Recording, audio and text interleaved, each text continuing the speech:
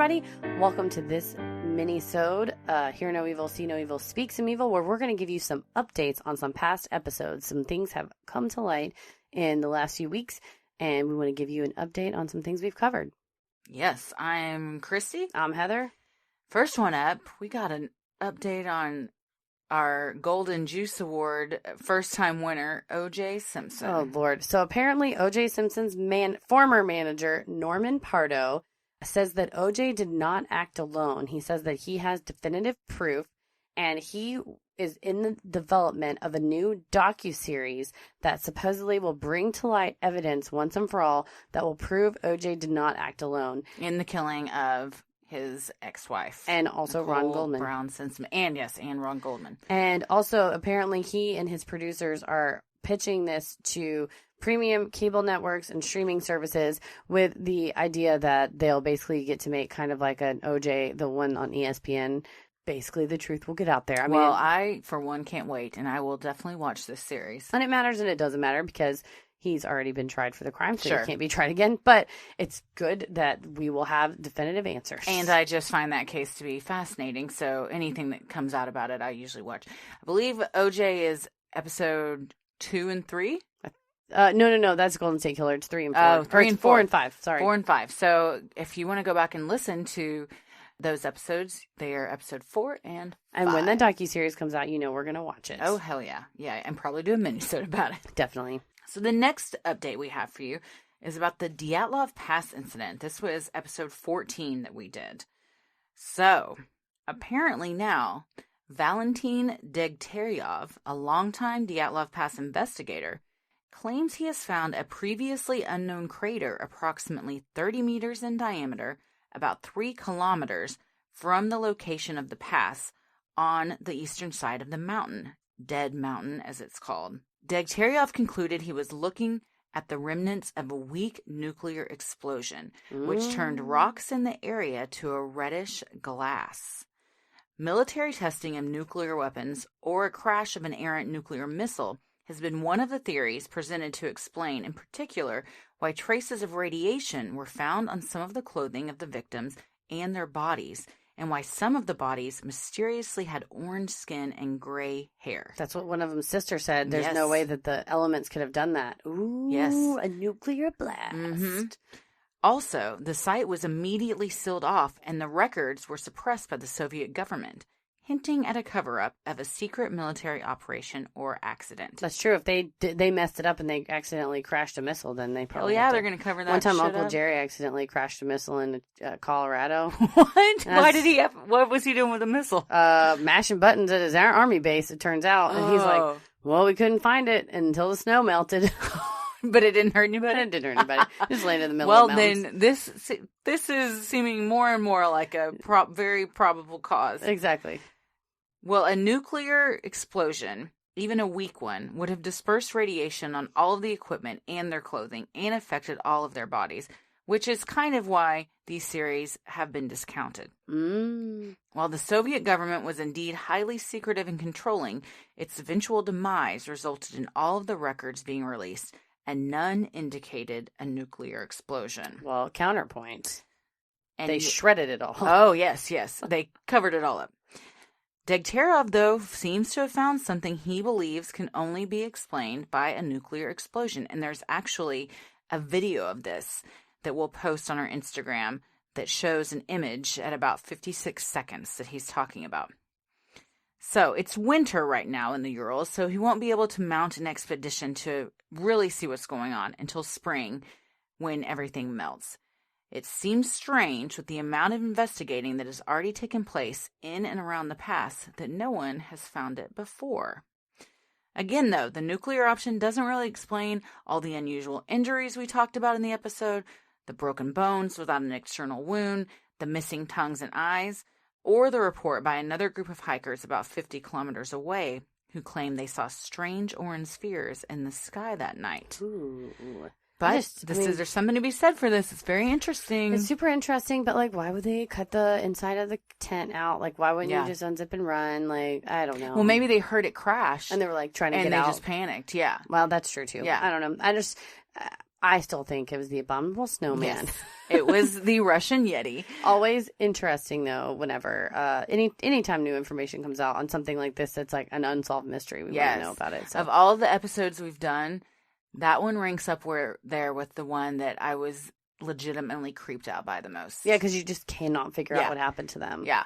So it's very interesting. And that was a listener suggestion on that article. So thank you so much. Daniel Alter, very nice guy and friend, sent us this article to give us an update on this. So shout out to him for keeping us updated on everything. So if you see anything, send it to us. The next one we want to cover is Congregation for the Light, which was episode 16. Yes. And the New York Manhattan-based cult. Yes, the New York Manhattan-based cult that only lets you take vacation in August and makes you have owls in your house and doesn't let your kids go to school. Yeah. So and we had Tom. Is it Tom that's their leader? Yes, and he's in charge.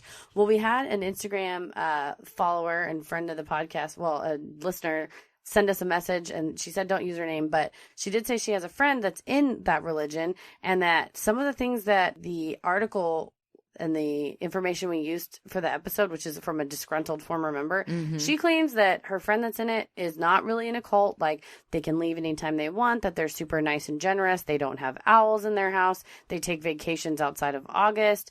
She said that, maybe there is something kind of secretive, because I guess she's technically a no-not and her friend is in the religion, but that the daughter goes to college. They don't marry them off. They haven't seen that. So she was saying that. And she asked her friend, well, do you really believe that people were born without belly buttons in the lost city of Atlantis? And the friend was like, well, I don't know what you're talking about at all. So I wonder if, they're on some, maybe a branch of it that's taken the good part and extracted the bad part. But it was which is like every religion. Yeah. And I said, you can know someone that was a Scientologist and that while they're in it, even they aren't really trying to make people, recruit people and make others suppressive. Sure. They're in it because they genuinely believe in bettering the earth or whatever the main message might be. But I really appreciated the firsthand experience that she had and the firsthand knowledge she was willing to share. And I told her, thanks for sending that, because we can only go by what's been published. Yeah. And that was an anonymous blog, and then multiple articles interviewing this guy and some photos, but mostly the paperwork, you can't get a hold of because Tom keeps it in a box somewhere. But it was interesting to hear another side of it, I guess, that maybe this is a religion that's just being demonized by a former member, or maybe this is a disinformation campaign. No, I'm just kidding. I'm still in that area. Her friend's really trying to brainwash her into thinking this cult is the best thing that's ever happened. And it's just a trap. No, we were talking about Area 51 conspiracy, so I think everything's a conspiracy. So, but along the same lines, if any of you have ever witnessed or been part of firsthand any of the stuff we talk about, we'd love to hear a different point of view. Absolutely. Any cults, or if you were, if you were there when JFK, if you were one of the people watching the motorcade go by when JFK was assassinated, hit us up. We would love to have you on and talk about that stuff. I was going to say, funny you should say that. So our JFK episodes were episodes 25 and 26. I had a friend tell me that she interacted with a gentleman who was a retired Dallas police officer, and that he told her that he was working the day that JFK was shot and was brought in to the Warren Commission, and he and all of the police buddies were completely sure that there were multiple shooters from multiple angles. They were all out there when it happened. And he was brought in to testify before the Warren Commission, that his testimony was consistent with that of his peers, and that at the time 3 people were recording his testimony. It was a stenographer, someone taking shorthand, and an audio recorder. And what would happen is you would testify, and then they would prepare your testimony written, your oral testimony. They would create a written version, they bring you in, let you read the written version, give you a pen, and say mark out what you don't think is accurate and correct it. And the officer got in, read what he supposedly had said, and said, this is nothing like what I said. This isn't even close to my testimony. Whoa. And he basically put a big X through it. And they say, mark out the things you don't agree with and correct them, and then sign it. And he said, I'm not going to sign this because it's not even close to what I originally said. And they're like, well, we must have had some typos. He's like, it's not a typo. You rewrote what I said. Exactly. You rewrote what I said. And he went back to the station and asked his buddies, and they said the same thing. And some of them were like, I didn't sign it. And he's like, I didn't sign it either. And they still used their testimony for the Warren Commission. Even though No, they didn't sign it because, I mean, what are you going to do? Go against the federal government? But they had all said, Well, also, they don't give a shit if you sign it or not. They're using whatever they want to use. Exactly. And so he said he was like so sure that that was not his testimony. And he's like, there's no way they could have misheard it. They just made it up. Yeah. So that was firsthand. Well, for me, third hand now, because it was a friend told me about her interaction with that man. But yeah, it's super interesting. Another friend of the podcast / co-designer of our logo, Franklin, was talking about when he was a kid that they would visit Lee Harvey Oswald's grave, which is in Fort Worth. It's a nice family trip. Yeah, he and his mom would like talk to Lee Harvey Oswald's wife, and she maintained his innocence. So how did they meet her? I guess she lives around there. I don't know. Maybe she hangs out at is Frank? I don't know if she's still alive. Is Franklin's mom a conspiracy theorist junkie? I don't think so. And she's not still around, but I don't think she was a conspiracy theorist junkie. I don't know. Maybe she was paying homage to, hey, I don't know. There you go. But fascinating stuff. Thank you, Franklin, for sending that. I kind of want to go out there. Did you ever, when you were... Because Franklin was like, oh, yeah, next to Lee Harvey Oswald is a thing that says, a gravestone that says Nick Beef. And I was like, this is the best. All right, well, then we definitely go. Did you ever do, when you were in elementary school, did you go on field trips to cemeteries and do grave rubbings? No. Was this something that only I did?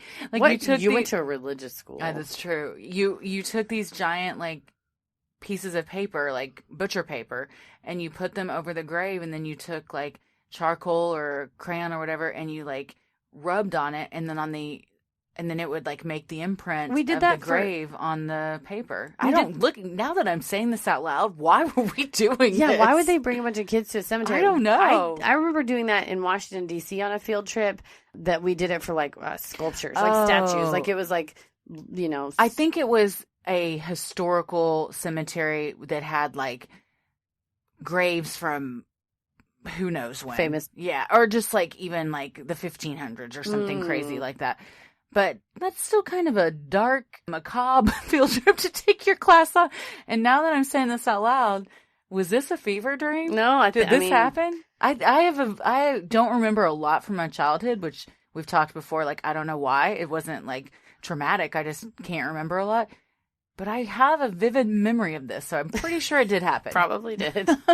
Oh, my gosh. Well, also send us a message if your elementary school ever made you go to a cemetery. And maybe you happen to have gone to elementary school with me, and please tell me if this really did happen. Like, go out there and rub some gravestones, kids. But I don't want to, Principal Smith. Well, yeah, so that's our updates. At the end of December, we're going to do a Golden State Killer update with all of the stuff that's happened so far in the pretrial situation and all that stuff. And a NXIVM update. There's been some updates for that as well. For the NXIVM case as well. So that'll be a little bit more legal based, but this was just a little FYI, and some of the, especially with JFK was so recently. Yeah. And it's funny because once you have an episode, everyone's got, oh man, this happened to me, or my mom did this, or so personal stories. So we appreciate those. Like I said, love them. If you see us walk in the halls of Dallas Comedy House or on the street or whatever, just stop us. And I can't wait to be stopped on the street because somebody has recognized me from the podcast. That is my dream. Like, if you're like, oh, this is going to weird her out if I go up to her, it won't. It'll make my day. So please feel free to come up to me and say, like, are you Christy, one of the co-hosts from Sinisterhood? Yeah, or like if people send messages on Instagram, they're like, sorry to bother you. I just want to tell you this. I'm like, you're never bothering me ever. I will see a notification on my phone and drop what I'm doing to respond to someone because I'm so excited that someone like that we don't know messages. Yes, even when people we do know messages, that's exciting too. Yeah, but we just like friends. Yeah, we just like people that like what we're doing. Yeah, for real though, we do.